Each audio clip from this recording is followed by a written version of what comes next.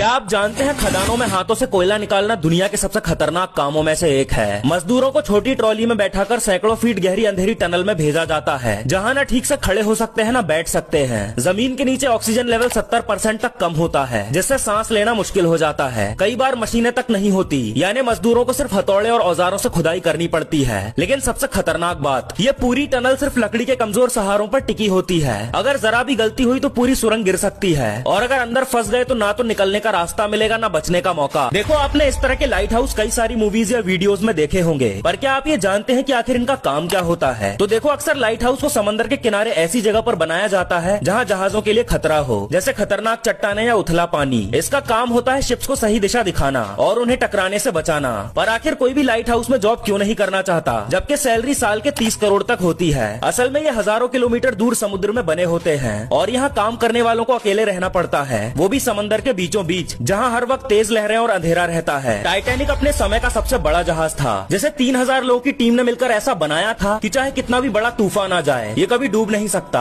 लेकिन 10 अप्रैल 1912 को सफर शुरू करने के सिर्फ 4 दिन बाद ये एक आइसबर्ग से टकराया और 2 टुकड़ों में टूटकर 3.5 किलोमीटर की गहराई में डूब गया, जिसमें 1500 से ज्यादा लोग मारे गए। 1985 में जब इसका मलबा मिला तो पता चला कि वहाँ गहरा अंधेरा और तापमान 1 डिग्री सेल्सियस तक गिर जाता है, जिससे वहाँ जाकर इसके मलबे को बाहर निकालना लगभग नामुमकिन सा है। हालांकि कई बार इसे निकालने की कोशिश की गई, लेकिन इतनी गहराई से इतने भारी मलबे को उठाना नामुमकिन है। वैसे क्या आपने जैक और रोज वाली टाइटैनिक मूवी देखी है? कभी सोचा है कि समुद्र में जहाज के सेलर को मछलियों को खाना खिलाना बैन क्यों होता है? दरअसल जब भी सेलर समुद्र में मछलियों को खाना खिलाते हैं तो खाना देखते ही हजारों सीगल बर्ड्स जहाज की ओर अट्रैक्ट हो जाते हैं, जिससे जहाज को आगे बढ़ाना मुश्किल हो जाता है, और समुद्र में खाना डालते ही शार्क जहाज की तरफ